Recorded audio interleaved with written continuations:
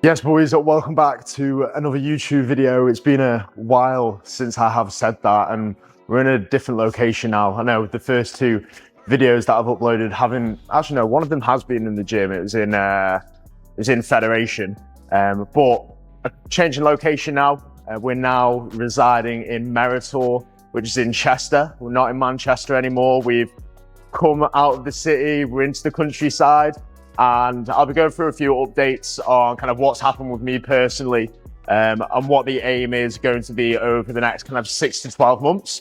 The current aim is a dieting phase. Now, I initially started this dieting phase at the end of January, and the aim was just to get in, get out, as we usually do when we do come to diet. I never do intend to get shredded, but I always get that buzz for dieting, and this year has been exactly the same. It has been 18 months since I last dieted down, but I'm getting leaner and leaner and leaner, and summer's coming up, and I think, why not just keep on going? So we are around about 20 pounds down in 10 weeks, which is a good rate of loss. It's kind of what I'd ideally want to be aiming for.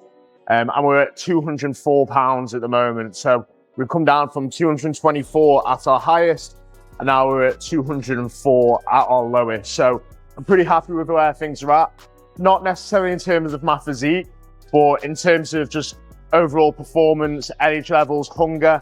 Hunger's definitely getting higher, for sure. I am starting to think about food a lot more, but energy levels and performance in the gym is all being really, really good, which is the main thing that I've been concerned about. Like, hunger, it's going to happen within a dieting phase. Like, that is the reality of dieting. You're in full starvation mode, but it's that performance that you really want to try and protect, because ultimately that's what's going to allow me to keep hold of that muscle, which I've built over that 18-month surplus. Now, I used to be pretty strict with my warm-ups, and I used to always just do 3 warm-ups per set, no matter what. But now, one, just save me time and effort. I literally just go straight into it. Unless it's a movement that I don't really feel too well, or a movement that I'm pretty strong at, like something like deadlifts, I'd obviously warm up with them kind of sets. But when it comes to something as small or as little as a dumbbell curl, I'm just gonna go straight in. So we've got 20s, got 8 last time for hammer curls, so we'll see how we go.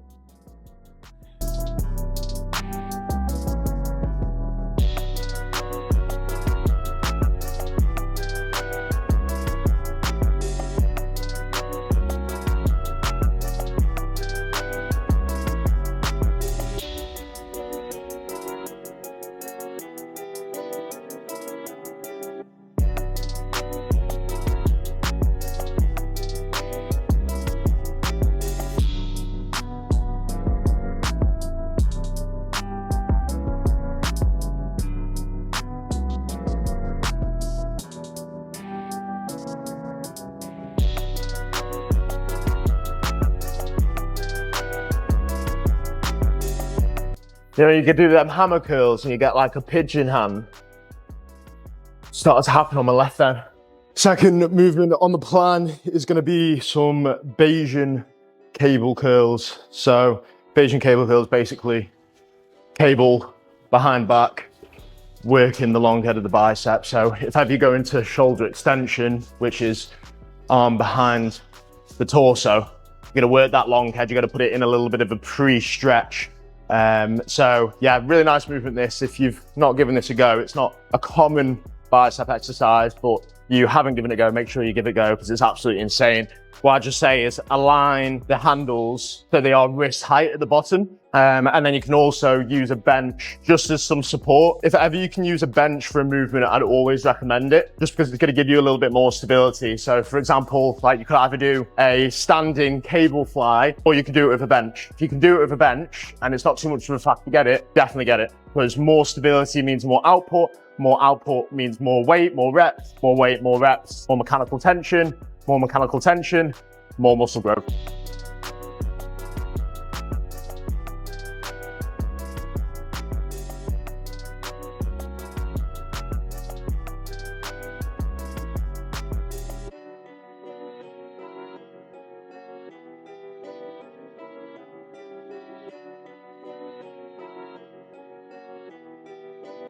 Absolutely brutal in the stretch with this one, feels absolutely amazing. Thing that you want to prevent here is bringing that arm forward. We're not trying to do that with this movement. We're wanting to keep, remember, that shoulder in extension. We want to keep the upper arm behind the torso. What you see a lot of people do with this is they'll have the arm behind the torso and then they'll pull it forward as they go into that shorten. Just make sure you keep that arm behind you, trying to push your chest out. You'll feel it.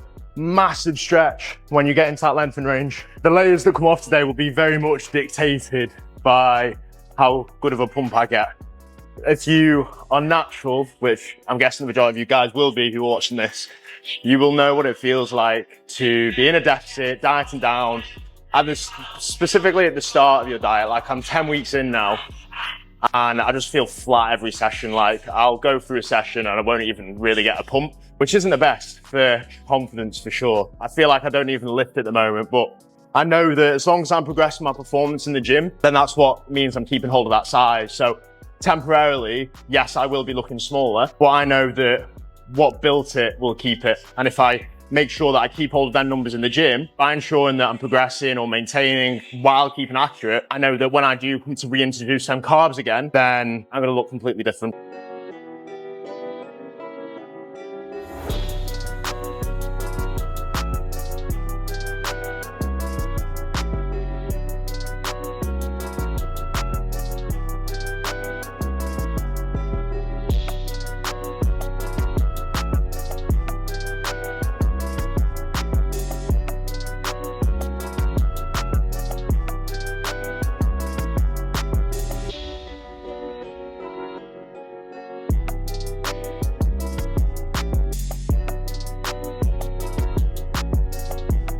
So next up, we've got an upper back row chest supported.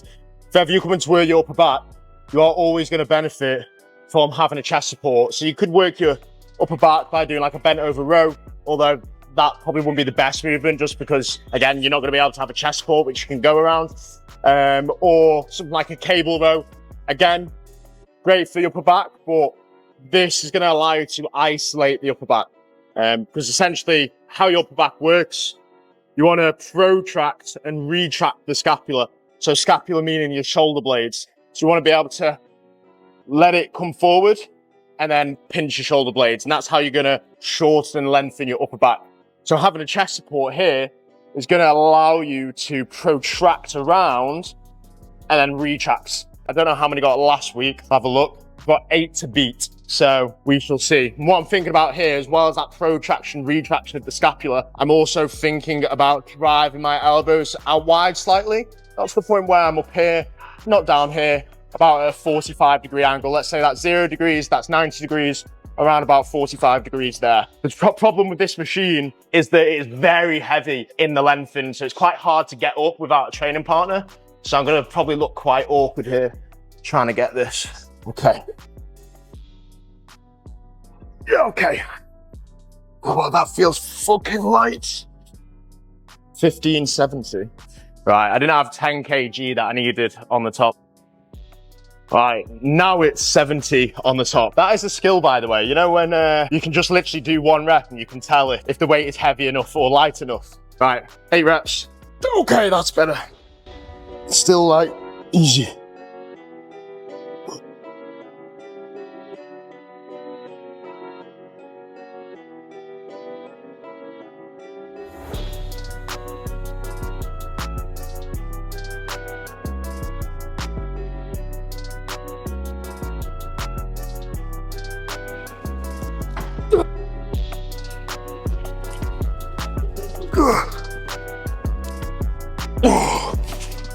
Fuck, 2 reps up, we'll take that.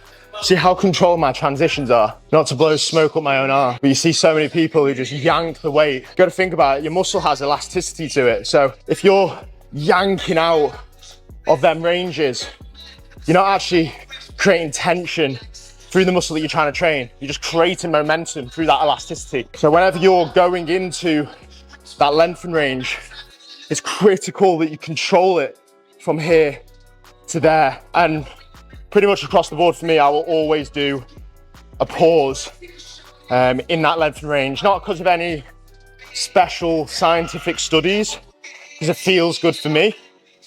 And because it allows me to keep on the muscle, so I'm not just yanking the weight around, and it allows me to be a whole lot more accurate. You'll also notice within the set there, right at the start, I know it's a bit psychotic, but when I say like too light, a little bit of Ronnie Coleman or Tom Platz. Tom Platz was who I used to watch.